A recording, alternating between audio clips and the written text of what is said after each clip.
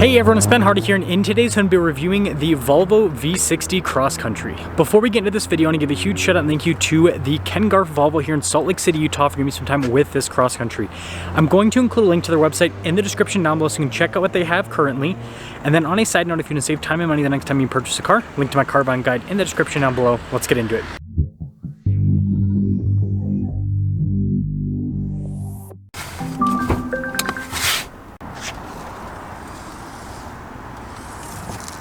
Under the hood, we have a turbocharged 2-liter 4-cylinder that goes through an 8-speed automatic transmission. Fuel economy is 23 around town and then 31 on the highway, with power outputs being 247 horsepower and then 258 pound-feet of torque. Now, before we move forward with this review, I do want to mention if you want to see more videos just like this, then I recommend you subscribe because I post content every single day. So starting with the hood, you notice that this is covered in snow, which is a Volvo in its natural environment because these really are like the greatest winter cars. But anyways, you guys can see here with the box design and kind of the lines there. And then we've got the Thor's hammer design for the LED daytime running lights, and you guys can see the headlight design there. Fog light down below, and then look at the grille here, really cool with the camera at the bottom of the Volvo logo. And putting it all together, I'm a big fan of Volvo's front end design, but let me know what you think. Now around the side here, our tire wheel setup is 235, 45, 19 in the front and over in the rear. And you guys can see with the wheels, you've got a mix between the silver and the gloss black. And then you've got these big chunky fender flares as part of the cross country pack. And then you guys can see with the bodywork there and then silver trim. And then you got darker trim around the windows. And putting it all together, let me know what you guys think about the looks, but I love the proportions here on the V60. Now taking a look at the key fob, we get the Volvo logo here, and then we have our lock and unlock function as well as the opening for the hatch. And then popping into the hatch area, you guys can see cargo cover built in from the factory. And the V60 isn't the biggest version of the V series, if that makes sense. There's a V90, which I'll also be reviewing today. But this is still really practical when it comes to storage space. And then when you're all done, you can actually do a little kick thing to close it, but you can just press that button too, and then it'll close it right up. Got the cool bow design here for the tail light, and then you can see the B5 badge to signify the powertrain, and then more parking sensors at the bottom. And wrapping things up, let me know what you guys think about the overall design here on this V60 Cross Country. Now taking a look at the door panel, you guys can see soft touch here and then also down below, and look at the stitching that goes across, and then I love the look of the door handle there. And then really nice padding here with the seats. Legroom here in the back's good. We also have a little storage pocket. You got a vent for the rear passenger there, and in the center we also have our own climate zone back here, as well as heated seats. And then headroom, it's good. Now taking a look at the front door panel, you guys can see soft touch there at the top and then also down below. We've got all of our window controls here, our mirror adjustments. The mirrors do power fold in. We also have memory seat functionality, blind spot monitoring with the mirrors, and then Harman Kardon sound system. And then really nice trim with the front seats just like the back, but notice these front seats are perforated. And then you can see all the adjustments there on the side. You've got that to open up the hatch. And I've always been a fan of Volvo's wood trim, just the grain on it's really nice. You can see the soft touch on the dash.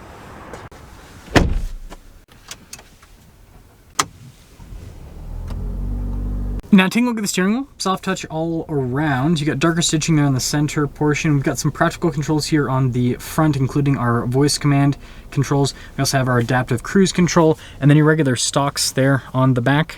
Now taking a look at the center gauge cluster here, it's fully digital, really simplistic with the overall design. I like how you have the speed on the one side, RPMs on the other side, and then you have that little map view in the center. We obviously don't have the function turned on, but that's what also would pop up in the center.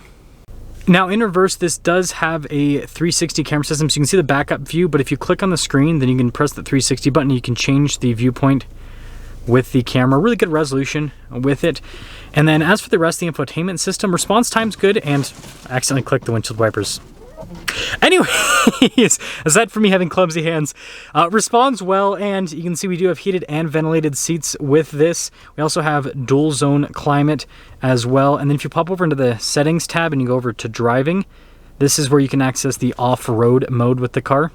Now this does also come with a heads-up display, and then again soft touch all over the dash. That continues down below, and then look at the wood trim here. And then with the glove box, yeah, nicely lined felt, got good storage here. And then we've got our analog controls for the radio, also the defroster buttons right there. And then I've always thought this little like storage thing in Volvos is kind of funny because it's just so random. 12 12 volt down below, and then we've got this nice piece of wood trim that covers up the cup holder section. Crystal shifter, stop start here with our parking brake and our auto hold, and then good storage in the center console. Nice padding on top, and then we do have the sunroof. And my favorite thing about Volvo sunroofs is it's like the touch to slide to open it up. It's just it's a cool little feature.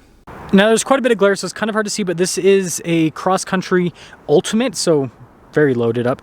Anyways, after all options, this one stickers for $58,380. And bucks as in money, not male deer. But anyways, let's see how it drives.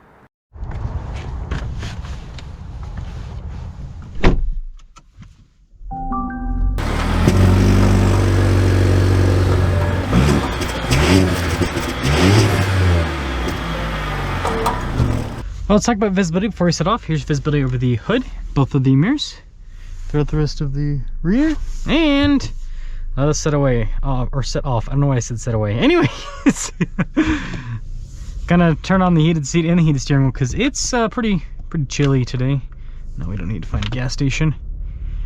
But I feel like today is the perfect day to review Volvos because this is the first snow of the year, and the first snow of the year is always a great sign to go and buy something like a Volvo, because these things, I've had a couple of Volvos during the winter as tester vehicles, and let me tell you, they are so incredible in the snow. Just the all-wheel drive system just handles it perfectly, and yeah, they're so comfortable. And we'll kind of talk about the comfort while we drive it, but yeah, they're just great winter cars. They really are. So good torque out of this.